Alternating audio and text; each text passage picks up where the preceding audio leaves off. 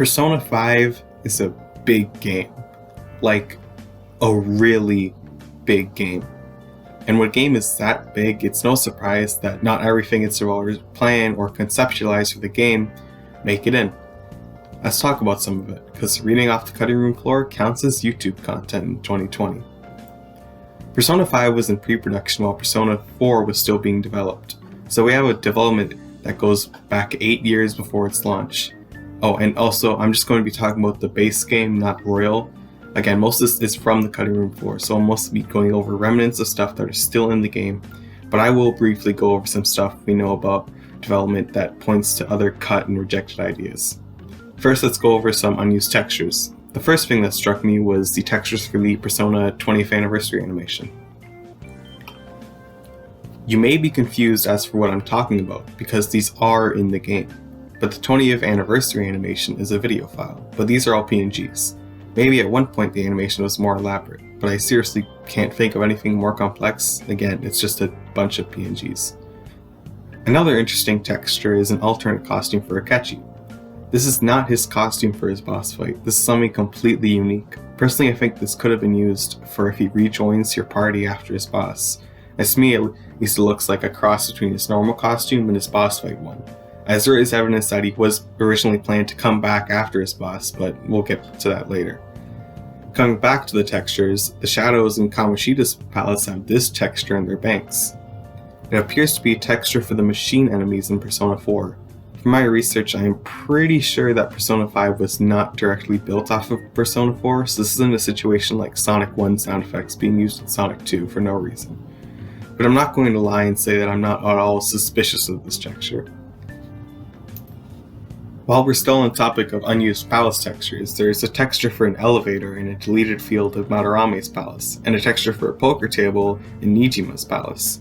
Maybe it's possible that these were large sections cut from the palaces, as they were the shortest palaces in the game. A piece of a texture that's on a used enemy but not mapped to anything is this smiley face that's inside of King Frost's texture. I don't know why it's there. I'm just going to assume that some developer was bored and put it in. I can't give an explanation, but I do think it's pretty funny. Onto more textures that actually are in the game, but are weird, are these Persona 4 textures. They're included in the game as not Persona 4, but one of these is not like the others. The long one is a piece of fan art that was used without permission. Maybe it was just supposed to be a placeholder, but it's in the final game. A lot of the film posters and DVD posters in the game are extremely low quality, which makes sense since there's no situation where you could see them anyways. However, upon closer inspection of the textures after they've been ripped, we can see these are all low quality versions of real film posters and DVD covers. There's some pretty big names here too, including Fight Club, The Great Escape, and a couple of other huge Hollywood blockbusters. The one that stands out the most though is the poster for Dark Blood, which is, and this is true, a 2004 Star Wars fan film. It's unclear whether these were used with permission or not, but come on, one of them is a Star Wars fan film. Of course these weren't used with permission, but you can barely see them in the game anyways. Another texture that is visible in the game, with a catch that I want to talk about, is the rising sun on Ryuji's shoes. Due to the rising sun being associated with Japanese imperialism, the sun is taken off his shoe in the Korean and Chinese versions of the game. You won't let Ryuji say fuck, and you won't even let him wear his own shoes. Now let's move on to some unused models, which is kind of the same thing, but not really. First up is this absolutely disgusting early Joker model. This guy is pretty terrifying. Maybe super early on the game had a slightly more realistic art style, but I just hate this. Look at his face. It's disgusting. This early Morgana is slightly less disgusting, but still pretty horrifying. I guess the game was supposed to have a more realistic art style, but I'm glad they didn't go with that. I seriously can't imagine the full game looking like this. Luckily, early Sojiro doesn't look like the other two, but he still looks off. His hair is grey and he doesn't have a slouch like in the final game, as well as his outfit being different. Probably the most significantly different character is Yoshida. Look at this dude. His podium, micro, and megaphones are stored with his model. He has no gloves, completely different clothes, is thinner, and has a completely different head. Not to mention his sash translates to Taro Oyamada. It seems like early in development, Yoshida was an entirely different character. Personally, just from looking at these models, I prefer the Yoshida we got, but I won't say I'm not interested in this Oyamada guy. A model that could potentially be used if the game was different is this mouse version of Akechi. Akechi isn't in your party for any section where you turn into mice, but keep this guy in the back of your mind, as Akechi having more assets than he needs to was going to become a pattern. Now, we can safely assume what that would have been used for, but I have no idea what this could have been used for. Maybe there's a cut event in a palace, but I'm actually pretty sad this isn't the game.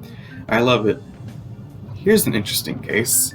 The Shadow variant goes unused in Jumas Palace in Persona 5. However, it is in Persona 5 Royal to guard one of the new will seeds of the Jumas Palace. Will seeds were not in the original games. This guy has been completely repurposed from whatever he was originally supposed to do. Reduce, reuse, recycle, I guess. Early on in development, the protagonist's room was much more customizable. There are a few unused confidant gifts, but there's a shit ton of unused furniture and decor. There is some lamps. There's an alternate sofa. The sofa model is actually duplicated 3 times, indicating they planned to make more but never got around to it. There are also a couple of rugs in the game. One of these rugs has art from Persona Q on it. Weird, even if it appears to be a placeholder. There are some alternate bedsheets in the game, one of them being that Persona Q art again. There are even some cat beds in the game. I guess at one point Morgana wasn't supposed to sleep with you on your bed, which probably would have been nice. There are also more posters, but they're all placeholders. Including, of course, everyone's favorite film, Persona Q. Moving on from that, what is, in my opinion, the most interesting shit I've talked about so far is this woman.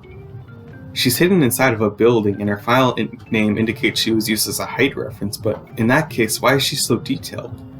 She also kinda looks like this girl in a car with Joker from an early piece of concept art.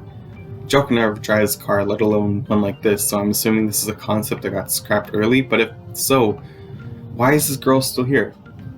Early on in development, Hifumi was supposed to be a phantom thief, but she was turned into a confidant and elements of her character were used for Makoto. Maybe this mystery girl was a similar situation. She didn't end up ever being a confidant, let alone a phantom thief, but maybe elements of her character were put into someone else. Or maybe she was just used for height reference and I'm reading way too much into this, but I want to believe. I really want to believe. This seems way too detailed and complex for just a height reference. There are a couple of cut models in Kamoshida's palette, such as this alternate version of his Kamoshida painting, and a version of his bust that you would have been able to loot. This risque poster that probably would have been hidden in the room in the library, and this bed with cognitions of the volleyball team on it. That's all just normal cut stuff, but there's evidence that Madarami's palace was significantly different in early builds of the game. For example, this painting of a woman with flowers which looks completely different than any painting that would be used in the final palace. Along with this painting of Madarame standing in front of a fake passageway. The file for it is called Katsu Annie 0001, referring to Madarame's original surname, Katsushika. He even still has his pipe, which is seen in concept art, but he never smokes it in-game. There's also this completely out-of-place angel statue in Madarame's palace, which also has an animation for shooting lasers out of its eyes. My personal theory is that this would have been used for like alarms and similar to Kanashiro's palace, but they could be anything really. Also, completely out of place are these platforms with a single texture. All this leads me to believe that at some point in development, Madarame's palace was completely overhauled.